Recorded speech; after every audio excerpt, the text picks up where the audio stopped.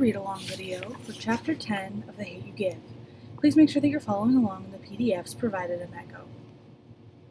Chapter 10. We spent the night at Uncle Carlos's house because the riot started again as soon as the sun went down. Somehow the store got spared. We should go to church and thank God for that, but Mama and I are too tired to sit through less than an hour of anything. Sakani wants to spend another day at Uncle Carlos's, so Sunday morning we return to Garden Heights without him. Right as we get off the freeway, we're met by a police roadblock. Only one lane of traffic isn't blocked by a police car, and officers talk to drivers before letting them pass through. Suddenly, it's as if someone grabbed my heart and twisted it.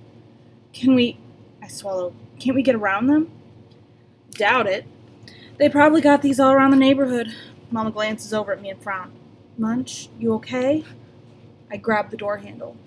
They can easily grab their guns and leave us like Khalil, all the blood in our bodies pooling on the streets for everybody to see, our mouths wide open, our eyes staring at the sky searching for God. Hey, Mama cups my cheek. Hey, look at me. I try to, but my eyes are filled with tears. I'm so sick of being this damn weak. Khalil may have lost his life, but I lost something too, and it pisses me off. It's okay, Mama says. We got this, all right? Close your eyes if you have to. I do. Keep your hands visible. No sudden moves, only speak when spoken to.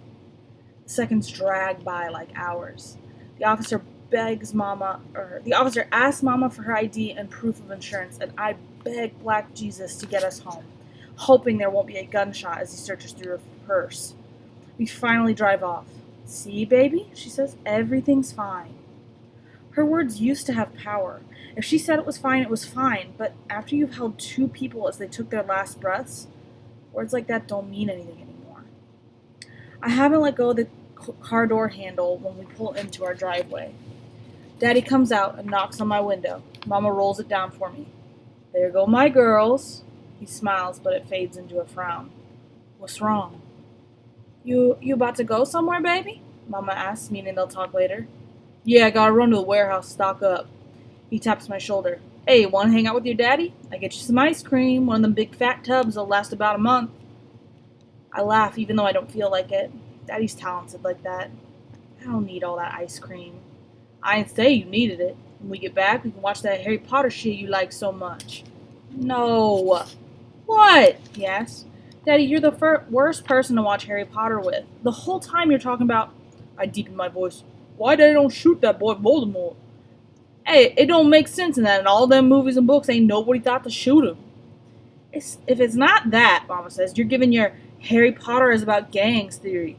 It is, he says. Okay, so it is a good theory. Daddy claims that Hogwarts houses are really gangs. They have their own colors, their own hideouts, they always riding for each other like gangs. Harry, Ron, and Hermione never snitch on one another, just like gangbangers. Death Eaters even have matching tattoos. And look at Voldemort. They're scared to say his name. Really, that he who must not be named stuff is giving him a street name. That's some gangbanging stuff right there. Y'all know that make a lot of sense, Daddy says. Just 'cause they was in England don't mean they ain't got no gangbanging. He looks at me. So you down to hang out with your old man today or what? I'm always down to hang out with them. We roll through the streets, Tupac blasting through the subwoofers. He's rapping about keeping your head up, and Daddy glances at me as he raps along, like he's telling me the same thing Tupac is. I know you're fed up, baby. He nudges my chin, but keep your head up. He sings with the chorus about how things will get easier, and I don't know if I want to cry because it really is speaking to me right now, or crack up because Daddy's singing is so horrible. Daddy says, that was a deep dude right there. Real deep. They don't make rappers like that no more. You're showing your age, Dad. Whatever, it's the truth. Rappers nowadays don't care about money, hoes, and clothes. Showing your age, I whisper. Pac rapped about that stuff too, yeah, but he also cared about uplifting black people, says Daddy. Like he took the word N-word and gave it a whole new meaning. Never ignorant, getting goals accomplished. And he said that thug life meant the hate you give, little infants, F's everybody, I said. I censor myself. This is Daddy I'm talking to, you know? You know about that? Yeah. Khalil told me what he thought it means. We were listening to Tupac right before, Alright, so what do you think it means? You don't know? I asked. I know. I want to hear what you think. Here he goes, picking my brain. Khalil said it's about what society feeds us as youth and how it comes back and bites them later, I say. I think it's more about I think it's about more than youth, though. I think it's about us, period. Us who? He asks. Black people, minorities, poor people, everybody at the bottom of society. The oppressed, says Daddy. Yeah, we're the ones who get the short end of the stick, but we're also the ones they fear the most. That's why the government targeted Black Panthers, right? Because they were scared of the Panthers? Uh-huh, Daddy says. The Panthers educated and empowered the people. The tactic of empowering the oppressed goes even further back than the Panthers, though. Name one. Is he serious? He's always making me think. This one takes me a second. The Slave Rebellion of 1831, I say. Nat Turner empowered and educated other slaves, and it led to one of the biggest slave revolts in history. All right, you on it. He gives me that. So, what's the hate they give the little infants in today's society? Racism? You gotta get a little more detailed than that. Think about Khalil and his whole situation before he died. He was a drug dealer. It hurts to say that. And possibly a gang member? Why was he a drug dealer? Why are there so many people in our neighborhood that are drug dealers? I remember what Khalil said. He got tired of choosing between lights and food. They need money, I say, and they don't have a lot of other ways to it. Right. Lack of opportunities, Daddy says. Corporate America don't bring jobs into our communities, and they damn sure ain't quick to hire us. Then shit, even if you have a high school diploma, so many of the schools in our neighborhoods don't prepare us well enough. That's why when your mama talked about sending you and your brothers to Williamson, I agreed. Our schools don't get the resources to equip you like Williamson does. It's easier to find some crack than it is to find a good school about here. Now think about this, he says.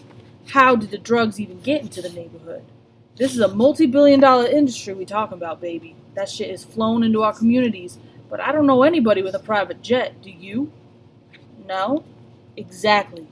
Drugs come from somewhere. They're destroying our community, he says. You got folks like Brenda, who think they need them to survive, and then you got the Khalils, who think they need to sell them to survive. The Brendas can't get jobs unless they clean. They can't pay for rehab unless they got jobs. And then you get the Khalils arrested for selling drugs, and they either spend most of their life in prison, another billion-dollar industry, or they have a hard time getting a real job and probably start selling drugs again. That's the hate they're giving us, baby. A system designed against us. That's thug life. I hear you, but Khalil didn't have to sell drugs, I say. You stopped doing it? True, but unless you're in his shoes, don't judge him. It's easier to fall into that life than it is to stay out of it, especially in a situation like his. Now, one more question. Really? Dang, he's messing with my head enough. Yeah, really? He mocks in a high voice. I don't even sound like that. After everything I said, how does thug life apply to the protests and the riots? I have to think about that one for a minute. Well, everybody's pissed because 115 hasn't been charged, I say, but also he's not the first one to do something like this and get away with it. It's been happening, and the people will keep rioting until it changes. So I guess the system's still giving us hate, and everybody's still getting effed? Daddy laughs and gives me that. My girl. Watch your mouth, but yeah, that's about right. And we won't stop getting fucked till it changes. That's the key. It's gotta change. A lump forms in my throat as the truth hits me, hard. That's why people are speaking out, huh? Because it won't change if we don't say something. Exactly. We can't be silent. So I can't be silent. Daddy stills. He looks at me. I see the fight in his eyes. I matter more to him than a movement. I'm his baby, and I'll always be his baby. And if being silent means I'm safe, he's all for it. But this is bigger than me and Khalil, though. This is about us with a capital U. Everybody who looks like us, feels like us, and is experiencing this pain with us despite not knowing me or Khalil. My silence isn't helping us. Daddy fixes his gaze on the road again. He nods. Yeah, can't be silent. The trip to the warehouse is hell. You get all these people pushing big flatbeds around, and them things are hard to push as it is, and you gotta maneuver while it's stacked with stuff. By the time we leave, I feel like Black Jesus snatched me from the depths of hell. Daddy does get me ice cream, though. Buying the stuff is only the first step. We unload it at the store, put it on the shelves, and we, scratch that I, put price stickers on all those bags of chips, cookies, and candies. Should have thought about that before I agreed to hang out with Daddy. While I do the hard work, he pays bills in his office. I'm putting stickers on hot fries when somebody knocks on the front door. We're closed, I yell without looking. We have a sign. Can't they read? Obviously not. They knock again. Daddy appears in the doorway of his office. We closed! Another knock. Daddy disappears into his office and returns with his Glock. He's not supposed to carry it since he's a felon, but he says that technically he doesn't carry it. He keeps it in his office. He looks out at the person on the other side of the door. What you want? I'm hungry, the guy says. Can I buy something? Daddy unlocks the door and holds it open. You got 5 minutes. Thanks, Devante says as he comes in. His afro puff has become a full-blown afro. He has this wild look about him, and I don't mean because of his hair. Like, in his eyes. They're puffy and red and darting around. He barely gives me a nod when he passes. Daddy waits at the register with his piece. Devante glances outside. He looks at the chips. Fritos, Cheetos, or his voice trails off as he glances again. He notices me watching him and looks at the chip. Doritos. Your 5 minutes getting shorter, Daddy says. Damn, man, Devante grabs a bag of Fritos. Can I get something to drink? Hurry up. Devante goes to the refrigerators. I join Daddy at the cash register. It's so obvious that something is up. Devante keeps stretching his neck to look outside. His 5 minutes pass at least 3 times, and it doesn't take anybody that long to choose between Coke, Pepsi, or Faygo. I'm sorry, but it doesn't. Devante. Daddy motions up to the cash register. You trying to get the nerve to stick me up, or you running from somebody? Hell no, I ain't trying to stick you up. Takes out a wad of money and sets it on the counter. I'm paid, and I'm a king. I don't run from no damn buddy. No, you hide in stores, I say. He glares at me, but Daddy tells him, She right, you hiding from somebody. Kings or GDs? It's not those GDs from the park, is it? I ask. Why don't you mind your damn business, he snaps. You came into my daddy's business, so I am minding my business. Hey, Daddy says, but for real, who you hiding from? Devante stares at his scuffed-up chucks that are beyond the help of my cleaning kit. King, he mumbles. Kings or king? Daddy asks. King, Devante repeats louder. You want me to handle the dudes that killed my brother, but I'm not trying to have that on me, though. Yeah, I heard about Delvin. Daddy says, I'm sorry. What happened? We were at Big D's party and some GDs stepped to him. They got into it and one of the cowards shot him in the back. Damn. That's the same party Khalil and I were at. Those were the gunshots that made us leave. Big Mav, how'd you get out the game? Devante asks. Daddy strokes his goatee, studying Devante. The hard way, he eventually says. My daddy was a king lord, Adonis Carter, a straight-up OG. Yo, Devante says, that's your pops? Big Don?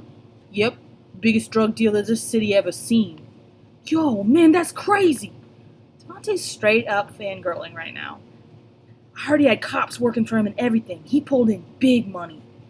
I heard my granddaddy was so busy pulling in big money that he didn't have time for Daddy. There are a lot of pictures of Daddy when he was younger wearing mink coats, playing with expensive toys, flashing jewelry, and Grandpa Don isn't in any of those pictures. Probably so, Daddy says. I wouldn't know too much about that. He went to prison when I was 8 and been there ever since. I'm his only child, his son. Everybody expected me to pick up where he left off. I became a king lord when I was 12. Shit, that was the only way to survive. Somebody was always coming at me because of my pops, but if I was a king lord, I had folks to watch my back. Kinging became my life. I was down to die for it. Say the word. He glances at me. Then I became a daddy and I realized that king lordship wasn't worth dying for. I wanted out. But you know how the game worked. It ain't as easy as saying you done. King was the crown and he was my boy, but he couldn't let me out like that. I was making good money too, and it was honestly hard to consider walking away from it. Yeah, King says you one of the best D-boys he ever knew, Devante says. Daddy shrugs. I got it from my pops. But really, I was only good because I never got caught. One day, me and King took a trip to do a pickup and we got busted. Cops wanted to know who the weapons belonged to. King had 2 strikes, and that charge would have meant life. I didn't have a record, so I took the charge and got a few years in probation. Loyal like a mother. Those were the hardest 3 years of my life. Growing up, I was pissed at my daddy for going to prison and leaving me. And there I was, the same prison as him, missing out on my babies' lives. Devante's eyebrows meet. You were in prison with your pops? Daddy nods. All my life, people made him sound like a real king, you know what I'm saying? A legend. But he was a weak old man, regretting the time that he missed with me. Realest thing he ever told me was, don't repeat my mistakes. Daddy looks at me again. And I was doing that. I missed first days of school all day. Had my baby wanting to call somebody else daddy because I wasn't there. I look away. He knows how close Uncle Carlos and I became. I was officially done with the King Lord shit, drug shit, all of it, Daddy says. And since I took that charge, King agreed to let me out. I made those 3 years worth it. Devontae's eyes dim like they do when he talks about his brother. You had to go to prison to get out? It's the exception, not the rule, Daddy says. When people say it's for life, it's for life. You gotta be willing to die in it or die for it. You want out? I didn't want to go to prison. He didn't ask you that, I say. He asked you if you wanted out. Devontae is quiet for a long time. He looks up at Daddy and says, I just want to be alive, man. Daddy strokes his goatee. He sighs. Alright, I'll help you. But I promise you go back to slinging and banging you wish King got you when I'm done. You go to school? Yeah. What's your grades look like? Daddy asks. He shrugs. The hell's this? Daddy imitates Devontae's shrug. You know what grades you got, so what kind? I mean, I get A's and B's and shit, Devontae says. I ain't dumb. I good. We gonna make sure you stay in school, too. Man, I can't go back to Garden High, Devontae says. All them King Lords up in there? You know that's a death wish, right? I didn't say you was going there. We'll figure something out, but in the meantime, you work here in the store. You been staying home at night? Nah, King got his boys watching for me over there. Of course he do. We'll figure something out about that, too. Star, show him how to do the price stickers. You really hiring him just like that? I asked. Whose store is this, Star? Yours, but... Nuff said. Now show him how to do price stickers. Devontae snickers. I want to punch him in the throat. Come on, I mumble. We sit cross-legged in the chip aisle. Daddy locks the front door and goes back in his office. I grab a jumbo bag of hot Cheetos and slap a 99-cent sticker on them. You're supposed to show me how to do it, Devontae says. I am showing you. Watch. I grab another bag. He leans real close over my shoulder. Too close. Breathing in my ear and stuff? I move my head to look at him. Do you mind? What's your problem with me? He asks. You caught an attitude yesterday as soon as I walked up. I did nothing to you. I put a sticker on some Doritos. No, but you did it to Denisha and Kenya and who knows how many other girls in Garden Heights. Hold up. I ain't got nothing to do with Kenya. You asked for her number, didn't you, even though you're with Denisha? I'm not with Denisha. I just danced with her at that party. He says. She the one who wanted to act like she was my girlfriend and got mad because I was talking to Kenya. I wouldn't have been dealing with them. I could have... He swallowed. I could have helped Dalvin. By the time I got to him, he was on the floor, bleeding. All I could do was hold him. I see myself sitting in a pool of blood, too, and I try to tell him it's okay, even if you knew, there's no chance in hell it would be. We go quiet. I get one of those weird deja vu moments, though. I see myself sitting cross-legged like I am now, but I'm showing Khalil how to do the price stickers. We couldn't help Khalil with his situation before he died. Maybe we can help Devontae. I hand him a bag of hot fries. I'm only going to explain how to do this price gun one time, and you better pay attention. He grins. My attention's all yours, little mama. Later, when I'm supposed to be asleep, my mom tells my dad in the hallway, so he's hiding from King, and you think he should hide here? Devontae. Apparently, Daddy couldn't figure it out and decided that Devontae should stay with us. Daddy dropped the two of us off a couple hours ago before heading back to the store to protect it from rioters. He just got back. He said our house is the one place King won't look for Devontae. I had to do something, Daddy says.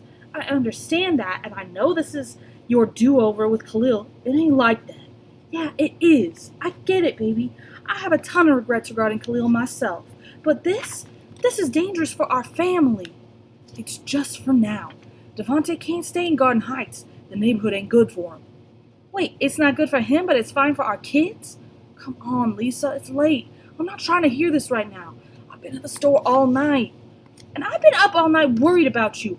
Worried about my babies being in this neighborhood. They fine. They ain't involved in none of that banging shit. Mama scoffs. Yeah, so fine that I had to drive almost an hour to get them to a decent school. And God forbid Sakani wants to play outside. I gotta drive to my brother's house, where I don't have to worry about him getting shot like his sister's best friend did.